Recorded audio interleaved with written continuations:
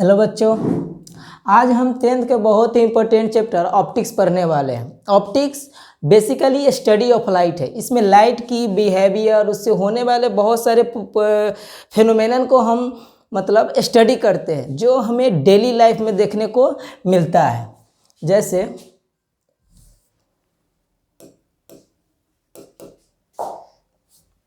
Optics is the branch of physics in which we study about the behavior of light and its produced phenomenon. Generally जैसे कहीं पे सड़क पे oil गिर जाना तो उसका कलरफुल लिखना, सरफेस से इंद्रधनुष का बनना इत्यादि जो भी घटनाएं हमारे डेली लाइफ में घटती है, उनके बारे में जिस चैप्टर में हम स्टडी करते हैं, फिजिक्स के जिस चैप्टर में जिस ब्रांच में हम स्टडी करते हैं, उसी को ऑप्टिक्स बोलते हैं। ऑप्टिक्स को दो भागों में क्लासिफाइड किया गया है, रे ऑप्टिक्स और वेव ऑप्टिक्स। रे ऑप्टिक्स को ही ज्योमेट्रिकल ऑप्टिक्स कहते हैं और वेव ऑप्टिक्स को फिजिकल ऑप्टिक्स कहते हैं। ये रे ऑप्टिक्स को ज्योमेट्रिकल ऑप्टिक्स इसलिए कहते हैं कि जब भी हम रे ऑप्टिक्स पढ़ेंगे तो उसमें कुछ जितने भी सारे न्यूमेरिकल्स प्रॉब्लम सॉल्व होंगे या जो प्रूव्ड होंगे या फिर उसके फिनोमेनन के बारे में पढ़ेंगे, उसमें ज्योमेट्री का बहुत बड़ा योगदान होगा। इसमें ज्योमेट्रिकल शेप्स के बारे में बहुत ज़्यादा, जैसे कॉन्ग्रेट ट्रायंगल, सिमिलर ट्रायंगल्स, इन सब के बारे में ज़्यादा चर्चा होगी। ज्योमेट्री का यूज ज़्यादा होंगे रे ऑप्टिक्स में, इसीलिए इसको ray optics as well as geometrical optics भी कहते हैं। वेव ऑप्टिक्स और physical optics, basically geometrical optics और रे ऑप्टिक्स क्या है। ज्योमेट्रिकल ऑप्टिक्स में हम लाइट के पार्टिकल नेचर को बेसिकली स्टडी करते हैं। जैसे मान लीजिए कि एक बहुत बड़ा दीवार है, इसमें एक बहुत ही बड़ा सा होल कर दूं, तो लाइट जैसे ही इस होल से पास करेगी तो एक बड़ा सा होल का प्रोजेक्ट जो है पीछे दीवार पर भी पड़ेंगे, है ना। पर इस साइज को हम छोटा कर दूं, इस होल के साइज को यदि छोटा कर दूं, बहुत छोटा का मतलब एज ए कंपेरेबल वेवलेंथ, है ना, जैसे 10⁻³ mm, है ना। तो जब लाइट को उससे होकर पास कराएंगे तो वो सरफेस जो है अलग तरीके से बिहेव करेगा, है ना, वो वेव ऑप्टिक्स कहलाएंगे। बहुत सारे फेनोमेनन ऐसे होते हैं जो हम करते हैं पर दिखाई नहीं दे। जैसे टीवी के सामने आप बैठे हुए हो, रिमोट का बटन दबाए और चैनल चेंज हो गया, कुछ तो निकला रिमोट से, कुछ तो निकला तो चैनल चेंज हुए, है कि नहीं। तो इन सब के बारे में अध्ययन वेव ऑप्टिक्स। बेसिकली कुछ चीज़ें ऐसी होती है जो हमें दिखाई देती है, कुछ चीज़ें दिखाई नहीं देती। आगे इस टॉपिक पर बात करेंगे रे ऑप्टिक्स और वेव ऑप्टिक्स पर। रे ऑप्टिक्स क्या है, तो it is the branch of optics in which we study about the particle nature of light produced phenomenon. जब बड़े बड़े सरफेसों पे या पार्टिकल नेचर पर जब ज्योमेट्रिकल लाइट जब पार्टिकल नेचर जैसे बिहेव करती है, जो चीज़ हमें वास्तव में दिखाई देते हैं, है ना, उसको रे ऑप्टिक्स बोलते हैं। जैसे वेव ऑप्टिक्स में क्या क्या होता है, जब ऊपर क्लास में जाइएगा तो उसमें बहुत सारे एक्सपेरिमेंट कराए जाएंगे। वेव ऑप्टिक्स में आपको पढ़ाए जाएंगे interference of light, thin prism interference, polarisation, diffraction, YDSC बोलते हैं यंग डबल स्लिट एक्सपेरिमेंट। तो ये सब आपको लैब में कराए जाएंगे। वेव नेचर को, जो रूम पूरी तरह से ब्लैक रहते हैं, अंधेरा रहता है, उसमें आपको बताया जाएगा कि कैसे लाइट जो है वेव ऑप्टिक्स की वेव की तरह रिफॉर्म करती है। तो ये रे ऑप्टिक्स से में हम लोग reflection of light, refraction of light etc के बारे में जैसे पढ़ते हैं। वेव ऑप्टिक्स क्या है, it is the branch of optics in which we study about the wave nature of light and its produce phenomenon. बहुत सारे फेनोमेनन, जैसे बोले ना, आयल का गिर जाना, बरसात का मौसम हो, बारिश हुआ हो और उस पर आयल का गिर जाना, गिरने के बाद जो कलरफुल नज़र आते हैं, इंटरफेरेंस, है ना, वो किसकी वजह से आते हैं, तो वेव ऑप्टिक्स की वजह से आते हैं, वेव नेचर ऑफ लाइट की वजह से आते हैं। तो वेव ऑप्टिक्स में क्या क्या चीज़ पढ़ेंगे, interference of light, photoelectric effect, diffraction, polarisation, YDSE, thin film interference, etc. Some basic theory nature about light, हम आपको लाइट सही से समझा सके उसके लिए कुछ बेसिक थ्योरी दी गई है ना, उसके बारे में हम जानेंगे। जैसे क्या हुआ ना, जब 1665 के आसपास है ना, लोगों में ये उत्सुकता जगी कि जो लाइट सन से आ रही है ये वास्तव में है क्या, जो सन से लाइट आ रही है वो है क्या। तो बहुत सारे साइंटिस्टों ने अपना अपना शोध किया है ना। तो सबसे पहले न्यूटन साहब आए और उन्होंने बोला कि light is a particle, light क्या है, पार्टिकल है। और उन्होंने उस पार्टिकल का नाम क्या दिया, कॉर्पस्क्यूल्स। क्या चीज, कॉर्पस्क्यूल्स। उन्होंने बोला लाइट एक पार्टिकल है जो एक दूसरे पार्टिकल से जो है ट्रेवल करते हुए हम तक पहुंचते हैं। तो उन्होंने उस पार्टिकल का नाम दिया कॉर्पस्क्यूल्स। और तब एक थ्योरी आई सबसे पहले न्यूटन सर ने, जिन्होंने बोला कि मतलब लाइट इज अ पार्टिकल, और पार्टिकल नेचर के थ्रू, एक दूसरे के थ्रू जो है लाइट जो है सन से हम तक पहुंचती है।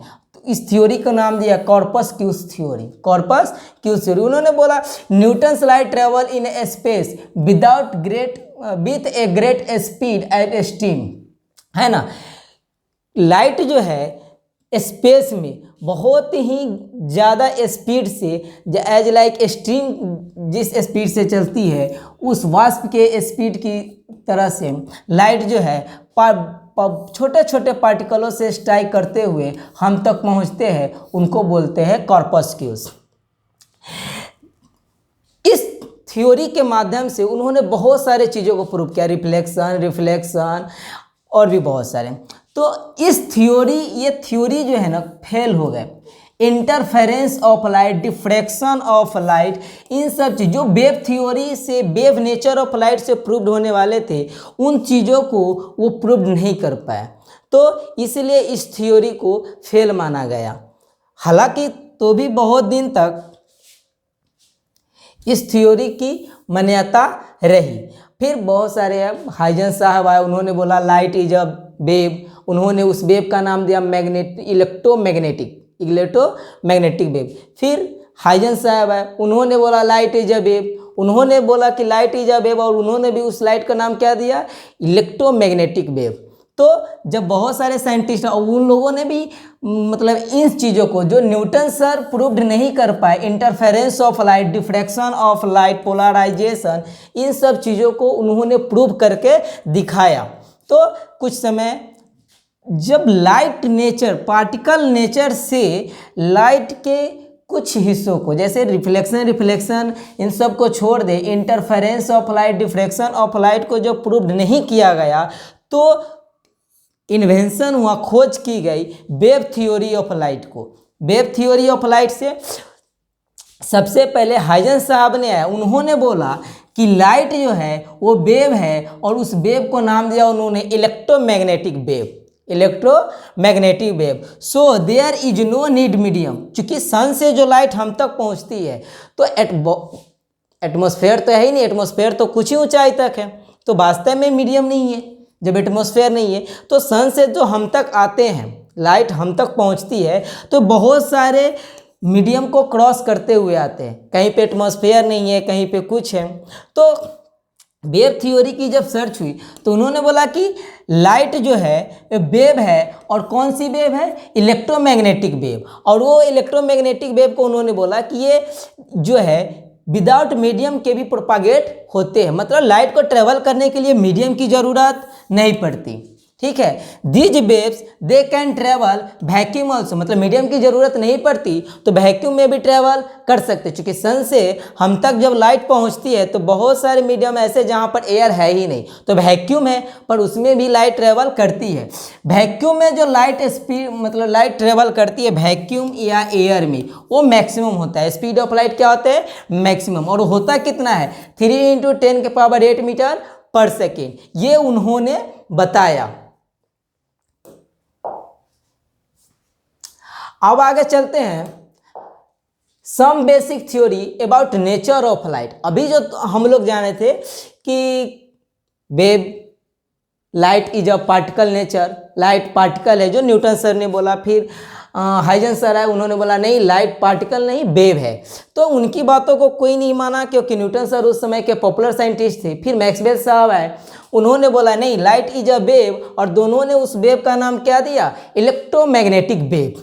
इसके बाद और भी बहुत सारे साइंटिस्ट हैं, तो उन्होंने उसके बाद जैसे मैक्स प्लैंक साहब है, उन्होंने जब मैक्स प्लैंक क्वांटम थ्योरी दिया तो उन्होंने बोला कि नहीं light is a particle, light is a particle. Quantum का, क्वांटा का मतलब होता है पैकेज, क्वांटा का मतलब क्या होता है, पैकेज। और चमड़े की थैली, क्वांटम का मतलब क्या होता है, चमड़े की थैली। वो बोले कि लाइट इज अ पार्टिकल, वो थैली के रूप में, ग्रुप गुच्छे के रूप में, थैले के रूप में आते हैं और स्ट्राइक करते हैं, जिनसे हमको लाइट मिलती है। तो क्वांटम थ्योरी ऑफ लाइट क्या कहती है, quantum theory of light tell us that both light and matter consist of a tiny particle.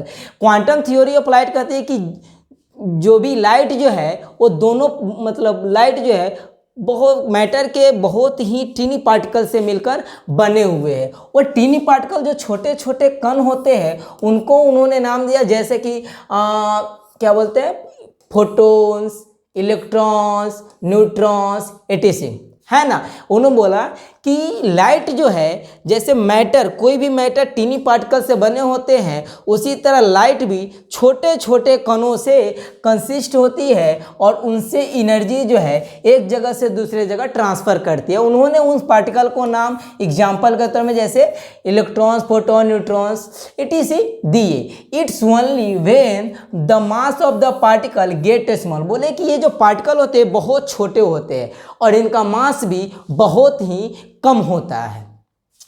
फिर इन सब डाउट जब थे ही, कुछ साइंटिस्ट बोलते थे कि नहीं पार्टिकल, जैसे न्यूटन साहब बोलते थे पार्टिकल है, हाइजन साहब बोलते थे नहीं वेव है, मैक्सवेल साहब बोलते थे वेव है, प्लैंक साहब बोलते थे पार्टिकल है। तो दुनिया को कन्फ्यूजन हो गई कि आखिर लाइट को मैं वेव मानूं या पार्टिकल।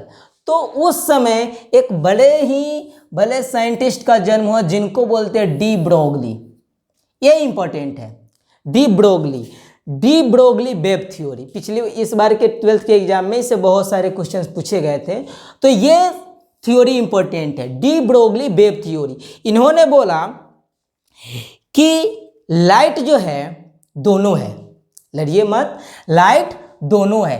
डी ब्रोगली सर के अनुसार उन्होंने बोला कि light is a particle, light is a particle, और उन्होंने उस पार्टिकल का नाम क्या दिया, photon. According to de Broglie, it's made up of particle called photons.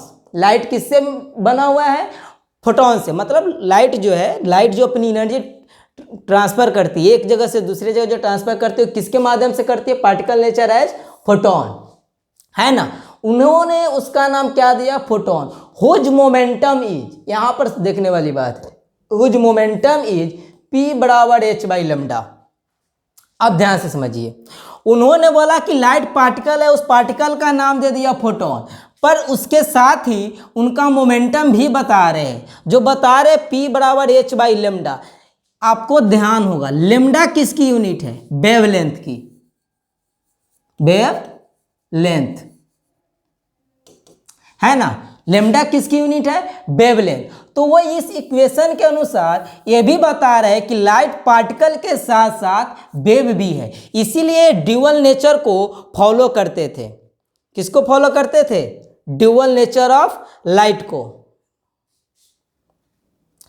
ठीक है। तो उन्होंने बोला लाइट इज अ पार्टिकल, नाम दिया उन्होंने उस पार्टिकल का नाम दिया फोटॉन, और बोला कि हुज मोमेंटम इज P बराबर h/λ। h क्या है, प्लैंक्स कांस्टेंट, h क्या है, प्लैंक्स कांस्टेंट। और उन्होंने बोला and energy of the particle, energy of the particle, वो जो फोटॉन जो पार्टिकल होते हैं उनमें जो लाइट की एनर्जी मिलती है वो कितनी मिलती है, E = hc/λ। उसमें E क्या है, एनर्जी ऑफ लाइट से, एनर्जी ऑफ लाइट से, और h क्या है, प्लैंक्स कांस्टेंट, क्या है, प्लैंक्स कांस्टेंट, जिनकी वैल्यू यहाँ पर दी हुई है। c क्या है, स्पीड ऑफ लाइट, और लेमडा क्या है, लेमडा है वेवलेंथ। अब देखिए कैसे, चूंकि ये मोमेंटम है और मोमेंटम बराबर होते हैं mass into velocity, sorry momentum बराबर होते हैं मास इंटू वेलोसिटी। क्या होता है? मास। अब कोई पार्टिकल होंगे तभी तो उसका मास होगा, समझ में? पार्टिकल होंगे तो उनका मास होगा। तो इधर जो है इक्वल टू के इधर साइन, ये पार्टिकल नेचर को फॉलो कर रहा है, पर इक्वल टू के इधर साइन ये जो है वेव नेचर को फॉलो कर रहा है। तब उन्होंने बोला कि light is a dual nature, light is a dual nature, मतलब लाइट जो है पार्टिकल भी है और वेव भी है, पार्टिकल भी है और वेव भी है। और उनका एनर्जी भी लिख दिया, उस फोटोन जो एनर्जी थी उसको लिख दी hc/λ। चलिए, और एक बात और, उस फोटोन के बारे में उन्होंने एक बात बताई। फोटोन जो है वो मासलेस पार्टिकल है, मतलब उसका कोई मास नहीं है। मतलब दुनिया में कोई भी पार्टिकल ऐसे ना हो जिसका कोई ना कोई मास हो। मतलब अप्रोक्सीमेट ऐसे मान लेते हैं कि जीरो है, मास नहीं है ना। ये मासलेस क्वांटिटी है, ठीक है।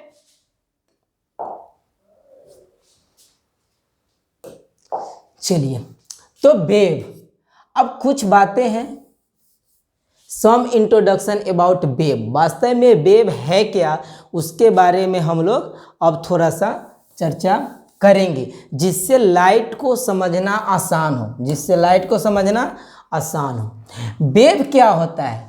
Wave is a disturbance. जब भी हम किसी मीडियम में डिस्टर्बेंस क्रिएट करते हैं तो उस डिस्टर्बेंस की वजह से एनर्जी एक जगह से दूसरी जगह ट्रांसफर होती है। बेसिकली वेव क्या है, जैसे देखिए, ये मान लीजिए कि एक रोप है, सॉरी,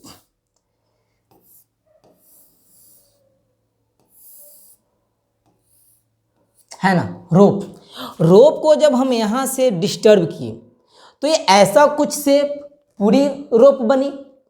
पर ऐसा नहीं कि यहाँ का पार्टिकल उठकर वहाँ चला गया, पर मैंने जो एनर्जी इनिशियल पार्टिकल को दी, ये एनर्जी वहाँ तक पहुँची। मतलब वेव क्या है? Wave is the path of energy transferring without actual movement of particle. मतलब पार्टिकल की एक्चुअल मूवमेंट नहीं है, पार्टिकल अपनी जगह से कुछ दूरी जो है कुछ समय के लिए हिलता अथवा डुलता है, मतलब डिस्टर्ब होते हैं। क्या होते हैं? डिस्टर्ब होते हैं, और उसी दौरान अपनी एनर्जी बगल वाले पार्टिकल्स को दे देते हैं, और फिर वो बगल वाला जो पार्टिकल है, नेक्स्ट जो पार्टिकल है, वो भी वही काम करते हैं। इस माध्यम से एनर्जी एक जगह से दूसरे जगह पहुंचती है। तो वेव क्या है? Wave is a disturbance that moves energy from one place to another place without actual movement of particle. Particle अपनी जगह से नहीं मूव करता, एक्चुअल में मूव नहीं करता, सिर्फ डिस्टर्ब होते हैं, अपनी जगह से कुछ समय के लिए हटते हैं, डिस्टर्ब होते हैं, ठीक है। ऐसे नहीं कि मैंने रस्सी जो है, रोप जो है, रस्सी, इसके इनिशियल पार्टिकल को ऐसे मतलब एनर्जी दी, मैंने एनर्जी दी तो यहाँ का पार्टिकल उठकर वहाँ नहीं गया, ये कुछ समय के लिए अपने मीन पोजीशन से डिस्टर्ब हुई, फिर मीन पोजीशन पर। इस डिस्टर्बिंग के दौरान इसने अपनी एनर्जी बगल वालों को दी, बगल वाले ने भी ऐसे डिस्टर्ब हुआ, फिर उसने तीसरे को दी। इस डिस्टर्बेंस की वजह से एनर्जी एक जगह से दूसरी जगह पहुंच गई without actual movement of particles. इसको क्या बोलते हैं? वेव। जनरल लाइफ में कहाँ देखे? तालाब के किनारे बैठे हो, बीच तालाब में पत्थर बिगे तो कुछ गोला टाइप्स का बनता हुआ किनारे तक नजर आता है। बेसिकली हम जहाँ पत्थर मारते हैं उस जगह के वाटर पार्टिकल को कुछ समय के लिए डिस्टर्ब करते हैं। वो डिस्टर्बेंस वो अपने बगल वाले पार्टिकल को देता है, फिर वो वही काम करते जो उसने पहले किया था। इस तरह से वो फिर अगले वाले पार्टिकल को करते। इस तरह से वेव कुछ इस तरह से बनता हुआ दिखाई देता है। The wave is the disturbance which energy transfer from one place to another place without actual movement of the particle, है ना। चलिए, वेव कितने टाइप्स के होते हैं? वेव दो प्रकार के होते हैं, टू टाइप्स होते हैं उनकी, मैकेनिकल और नॉन मैकेनिकल। मैकेनिकल वेव किसको बोलते हैं? मैकेनिकल वेव उसको बोलते हैं जिनको वन प्लेस से अनदर प्लेस, मतलब एक जगह से दूसरे जगह जाने के लिए मीडियम की ज़रूरत होती है। जैसे अगर मैं यहाँ पर वैक्यूम कर दूँ तो सुनाई देगा, दिखाई देगा? तो आप लोगों का जवाब होगा नहीं, दिखाई देगा। मतलब साउंड को ट्रेवल करने के लिए मीडियम की ज़रूरत पड़ती है। क्यों? क्योंकि साउंड जो है एयर पार्टिकल के कंप्रेशन और एयर फ्रैक्शन की वजह से ट्रैवल करते हैं। जब ये दो पार्टिकल यहाँ पे साउंड क्रिएट करेंगे तो पहले कंप्रेशन बनते हैं, फिर एयर फ्रैक्शन, फिर कंप्रेशन, फिर एयर फ्रैक्शन, है ना। तो इनकी वजह से साउंड वेव ट्रैवल करती है। और कौन है mechanical wave? Rope, string on, wave on string. ऐसे स्ट्रिंग को ताने हुए मैंने डिस्टर्बेंस इसको दिया, है ना, इसने बगल वाले पार्टिकल को दिया। तो एक मीडियम है, स्ट्रिंग क्या है? मीडियम है कि नहीं? पर लाइट। तो wave on string, sound wave, ये सब कौन से कैटेगरी में आते हैं? Mechanical wave. मैकेनिकल वेव किसको बोलते हैं? वैसी वेव जिसको अपनी एनर्जी ट्रांसफरिंग के मतलब एनर्जी ट्रांसफर करने के लिए मीडियम की ज़रूरत पड़ती है। मीडियम की ज़रूरत पड़ती है, मतलब मैकेनिकल वेव जिसको बोलते हैं जिसमें रिक्वायर्ड मीडियम हो, रिक्वायर्ड मीडियम, ठीक है। नॉन मैकेनिकल, नॉन मैकेनिकल किसको बोलते हैं? नॉन मैकेनिकल वो वेव है जिसकी एनर्जी एक जगह से दूसरी जगह ट्रांसफर करने के लिए जो है मीडियम की रिक्वायरमेंट नहीं होती। एक जगह से दूसरे जगह जाने के लिए मीडियम की ज़रूरत नहीं पड़ती। जैसे यहाँ पर वैक्यूम कर दूँ तो भी दिखाई देगा, एयर है तो भी दिखाई देंगे। सन से लाइट हम तक आती है, बहुत मतलब एटमॉस्फेयर, अंतरिक्ष में तो एटमॉस्फेयर है ही नहीं, तो वैक्यूम है, वैक्यूम है, फिर भी लाइट ट्रेवल करती है कि नहीं करती? करती है, बहुत दूर डिस्टेंस ट्रेवल करके हम तक लाइट पहुँचती है। तो लाइट कौन सी वेव है? Non mechanical wave. कौन सी wave? Non mechanical wave. Electromagnetic wave is the only types of non mechanical wave. Light ही एक ऐसी वेव है, लाइट ही, इलेक्ट्रोमैग्नेटिक वेव क्या है? लाइट है। कैसे? तो वो बाद में आगे इलेक्ट्रोमैग्नेटिक स्पेक्ट्रम पढ़ाऊंगा तो बताऊंगा। लाइट जो है एक ऐसी वेव है जो नॉन मैकेनिकल वेव है। इनको ट्रेवल करने के लिए मीडियम की ज़रूरत नहीं होती, और ये विदाउट मीडियम मतलब वैक्यूम और एयर में इनकी स्पीड भी अधिक होती है, सबसे अधिक। ये देखिए,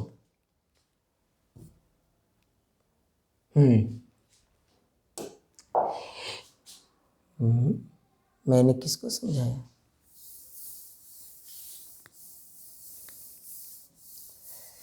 तो waves are also classified into two nature, मतलब टू टाइप्स, टू कैटेगरीज में वेव को और क्लासिफाइड किया गया। किस आधार पे? पार्टिकल मोशंस के आधार पे।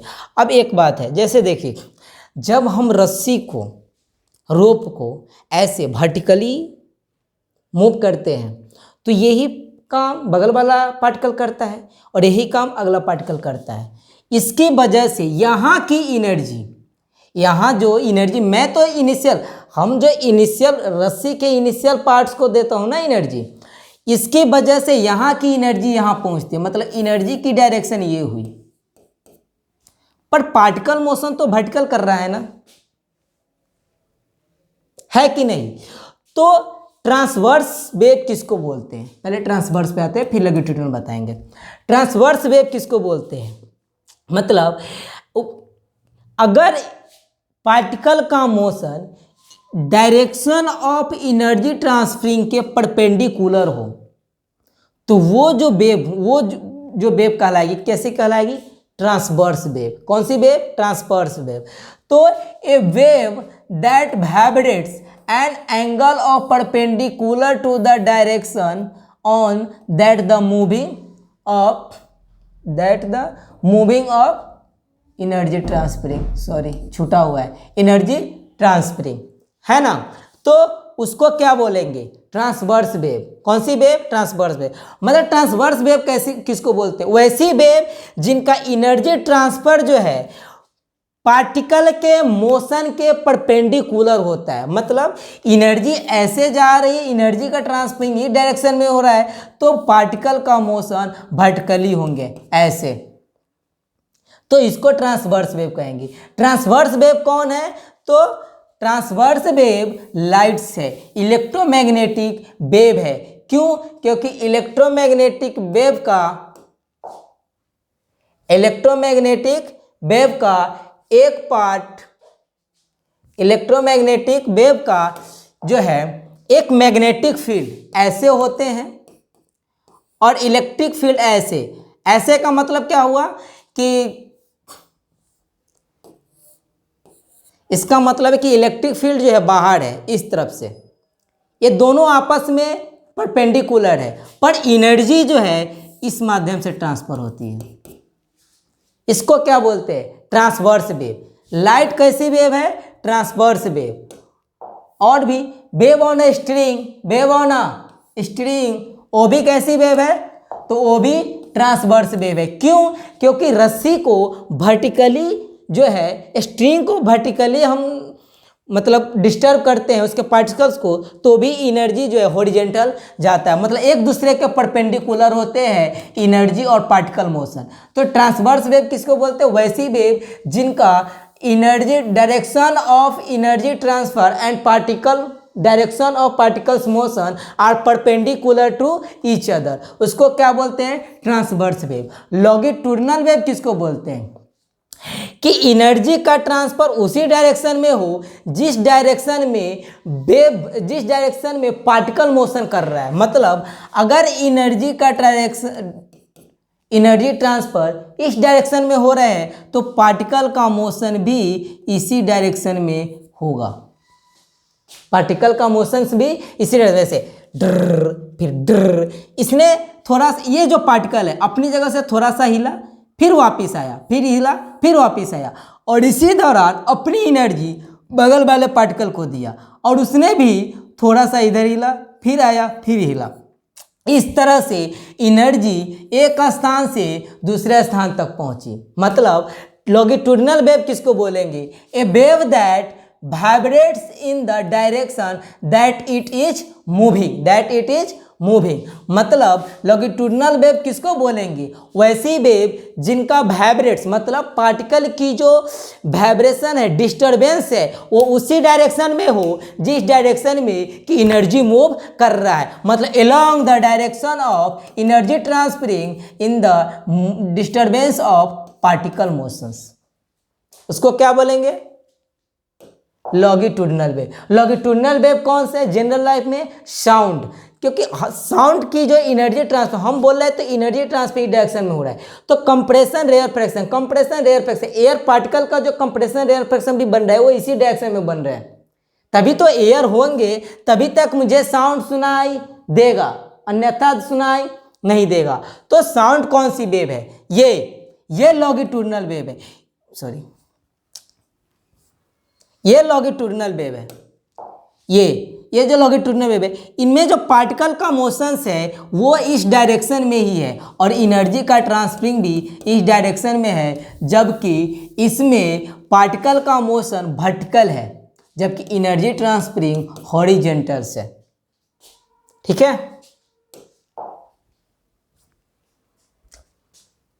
अब बात आती है मेन बात, इलेक्ट्रोमैग्नेटिक स्पेक्ट्रम। इलेक्ट्रोमैग्नेटिक स्पेक्ट्रम क्या है बेसिकली? एक मिनट,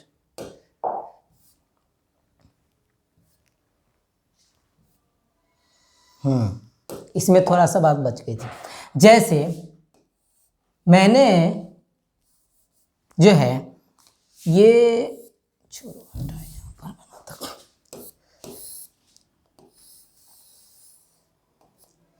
एक बात आती है, जैसे मैंने इस पार्टिकल को एनर्जी दी, ऐसे देखो ये मीन पोजीशन थी, अप गई मीन आई, डाउन गई मीन आई, इसको बोलते हैं टाइम पीरियड।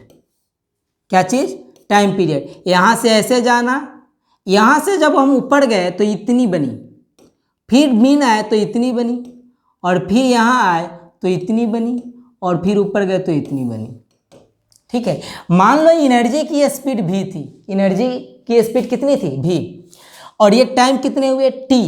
तो ये जो v और t हुई, वन टाइम पीरियड में एनर्जी जितना दूर ट्रेवल करती है, वन टाइम पीरियड में एनर्जी जितना दूर ट्रेवल करते हैं उसको बोलते हैं लेम्डा। क्या बोलते हैं? लेम्डा। तो लेम्डा क्या है?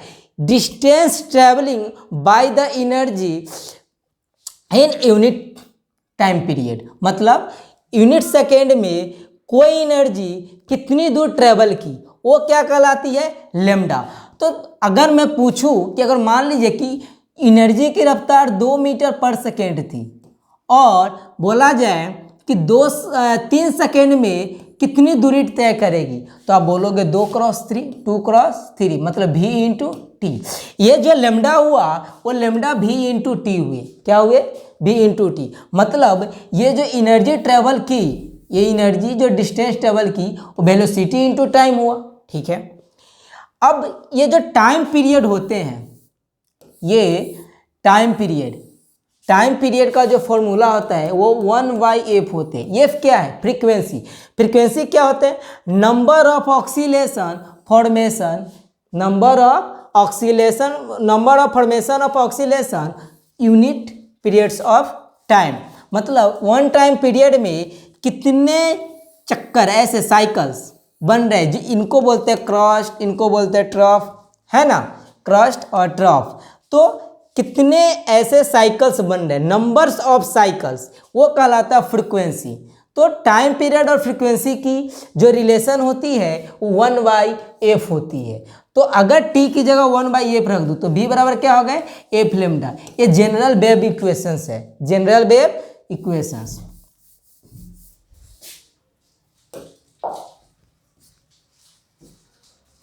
चलिए, तो यही है टाइम पीरियड, सॉरी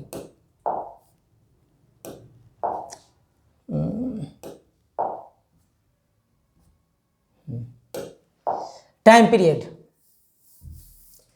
ये time period, time taken one complete oscillation called time period. One oscillation बनने में जो टाइम लगता है उसको क्या बोलते हैं, time period. It is denoted by T, capital T से। और इसके टी मतलब टाइम पीरियड और फ्रीक्वेंसी के बीच रिलेशन क्या है, T is equal to 1/f। Frequency क्या होता है, number of formation of oscillation in unit time period, और इसको हम डिनोट करते हैं हर्ट्ज से। वेवलेंथ क्या होता है, it is defined as the distance between two successive and crest trough of a wave. मतलब दो क्रस्ट या दो ट्रफ के बीच की दूरी को वेवलेंथ कहते हैं, लैम्डा। क्या चीज, लैम्डा।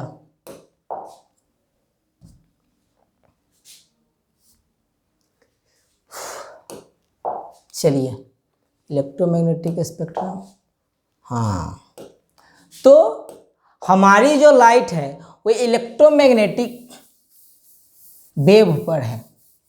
तो कुछ इलेक्ट्रोमैग्नेटिक वेव, इलेक्ट्रोमैग्नेटिक स्पेक्ट्रम क्या होते हैं, अरे इलेक्ट्रोमैग्नेटिक स्पेक्ट्रम, इलेक्ट्रोमैग्नेटिक स्पेक्ट्रम क्या होते हैं कि हम जो है जनरल लाइफ में बहुत सारी चीज़ें देखते हैं, जैसे रिमोट टिपे